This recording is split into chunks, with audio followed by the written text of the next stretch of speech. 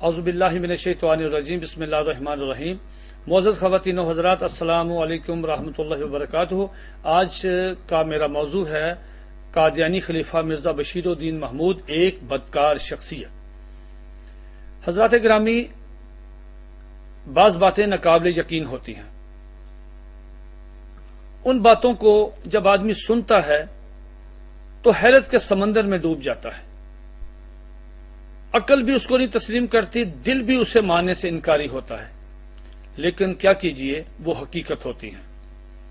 بہت عرصہ پہلے جناب ڈاکٹر اسرار احمد صاحب کے پاس میں حاضر ہوا تو انہوں نے مجھے ایک دلچسپ واقعہ سنایا۔ مجھے کہنے لگے کہ ایک دفعہ میں نے شہر کی معزز شخصیات کو، دانشوروں کو، پڑھے لکھی ادبی شخصیات کو اپنے گھر مدعو کیا کھانے پہ، تو کہنے لگے کہ اس میں ایک شخصیت مرزا محمد حسین صاحب بھی تھے جو سابق قادیانی تھے۔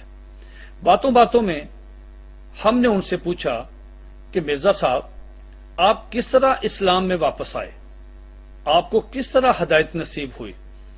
تو کہنے لگے کہ مرزا محمد حسین صاحب کا رنگ فک ہو گیا اور وہ پریشان ہو گئے۔ ہمارا تجسس بڑھا، ہم نے پھر ان سے پوچھا تو مرزا محمد حسین صاحب کہنے لگے کہ اگر میں آپ کو ساری بات تفصیل کے ساتھ بتاؤں گا تو شاید آپ یقین نہیں کریں گے اور ہو سکتا ہے آپ مجھے پاگل سمجھ کر اس محفل سے نکال دیں۔ کہنے لگے ہمارا پھر تجسس بڑھا اور ہم نے پھر بہت منت سماجت کے بعد ان سے کہا کہ نہیں مرزا صاحب، آپ ضرور فرمائیے۔ کہنے لگے ڈاکٹر صاحب، یہ سب حضرات یہاں تشریف فرما ہیں، میں پھر آپ سے یہ کہتا ہوں کہ آپ مجھ سے نہ پوچھئے۔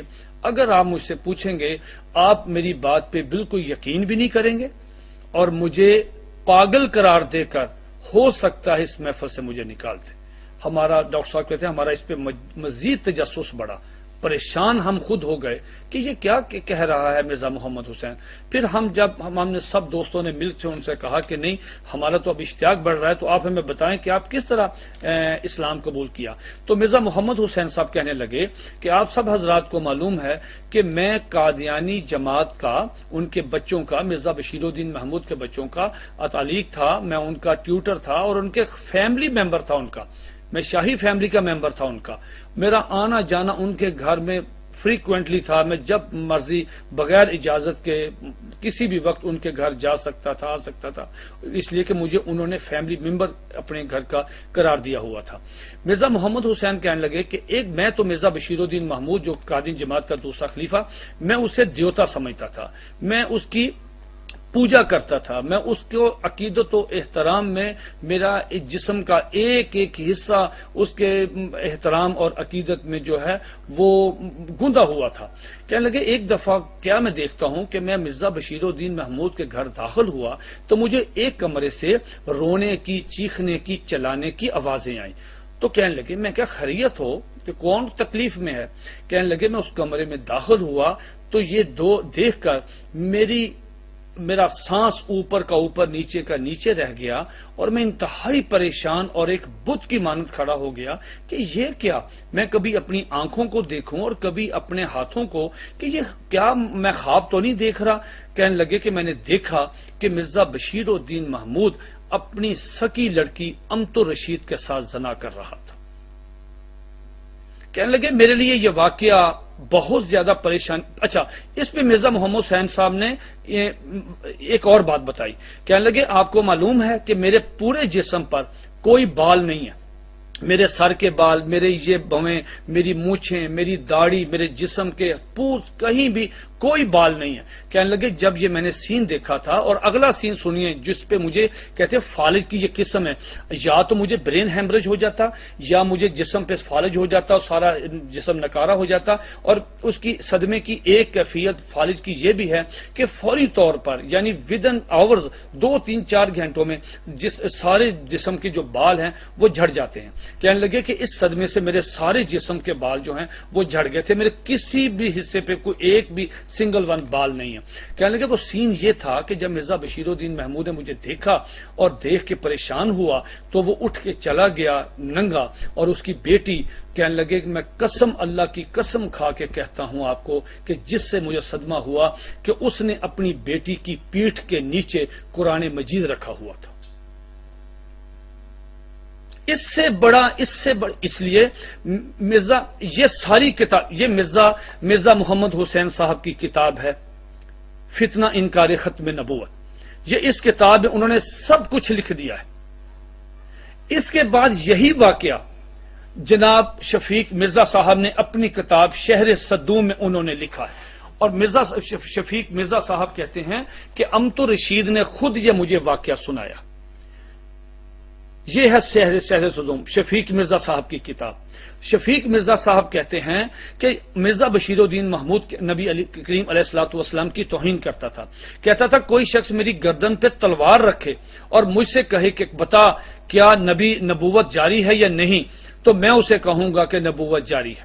یہ وہ شخص تھا مرزا بشیر الدین محمود جس نے کہا تھا کہ مکہ اور مدینہ کی چھاتیوں کا دودھ خشک ہو گیا ہے، نعوذ باللہ، اب جس نے فیض لینا ہے وہ قادیان ہے۔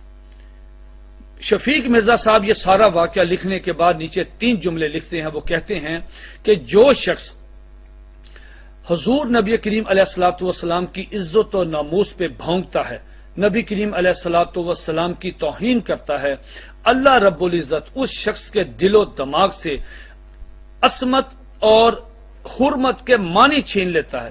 اسے پتہ ہی نہیں چلتا کہ یہ میری بیوی ہے یا بیٹی ہے، یہ میری ماں ہے یا بیٹی ہے، یہ میری ماں ہے یا میری بہن ہے، یہ میری ماں ہے یا میری بیوی ہے، یہ میری ماں ہے یا میری مشوق ہے، اسے پتہ ہی نہیں چلتا۔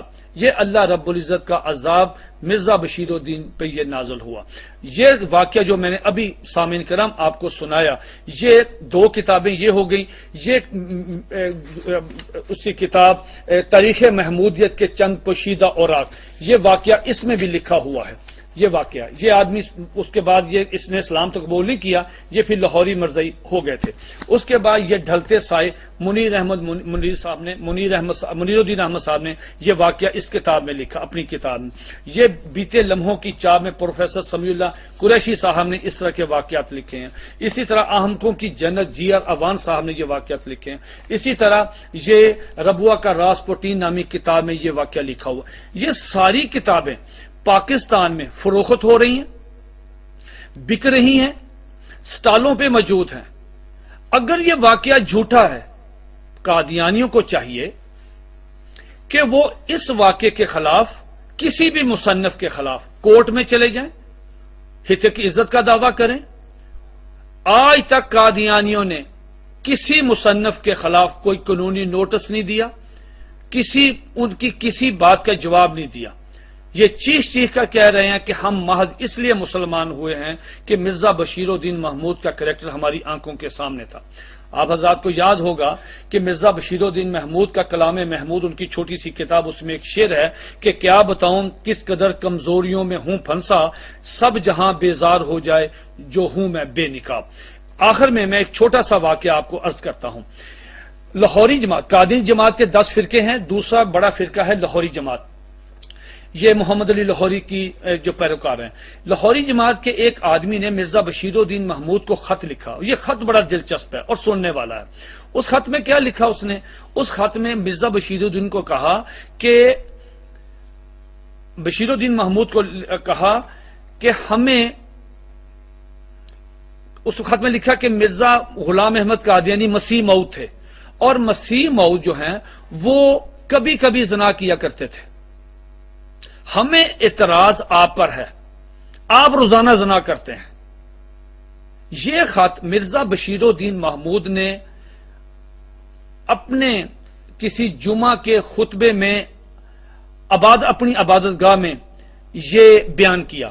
اس کے بعد اب دیکھیے قدرت کا انتقام کہ مرزا بشیر الدین محمود کی ہدایت پہ یہ خط روزنامہ الفضل، جو قادیانی کا روزنامہ الفضل ہے، اس کی اشاعت 31 اگست 1938 یہ میرے پاس اس کی فوٹو کاپی موجود ہے اس الفضل کی، جس میں یہ خط لکھا کہ حضرت مسیح موعود یعنی مرزا غلام احمد قادیانی وہ ولی اللہ تھے، اور ولی اللہ کبھی کبھی زنا کرتا ہے، ہمیں اعتراض مرزا بشیر الدین محمود پہ ہے، خلیفے پہ، وہ روزانہ کرتا ہے، یعنی اس کو بھی کبھی کبھی کرنا چاہیے، روزانہ نہیں کرنا چاہیے۔